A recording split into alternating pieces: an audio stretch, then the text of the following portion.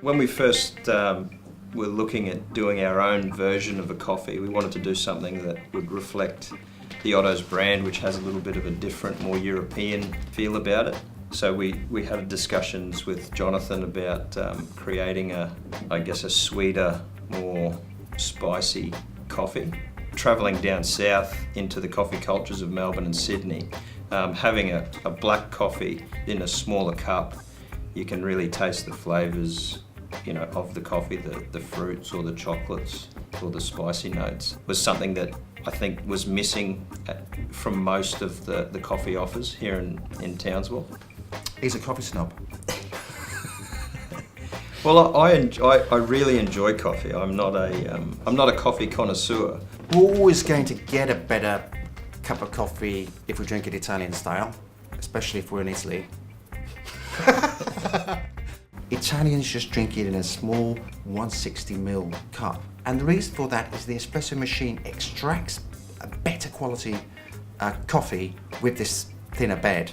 Once Jonathan started introducing me to the different beans, one bean in particular caught my imagination, I guess, the Monsooned bean. This particular bean travels traditionally on ships, old sailing ships from India into Europe. The journey took up to 6 months. So the characteristics of the bean changed through that journey. And as the modes of transport sped up, the bean was arriving in Europe fresher. It hadn't gone through this experience, so the flavours and the textures of the coffee changed and people noticed it and didn't enjoy it as much. So they developed these monsooning nurseries in India where they store the beans on the coast and they endure the monsoon season, so they get all of the same characteristics as if they'd travelled the journey on the boat. The difference with the Otto's Monsoon blend is that its components are coffees of a range of processing techniques, sun-dried, semi-washed, and these styles of coffee create a thicker, creamier, enhanced body.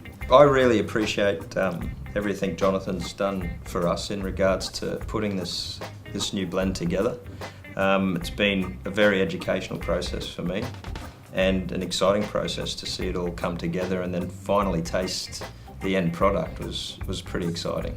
And this gives me an excuse to travel off to India and get a few more bags and check out the scene over there.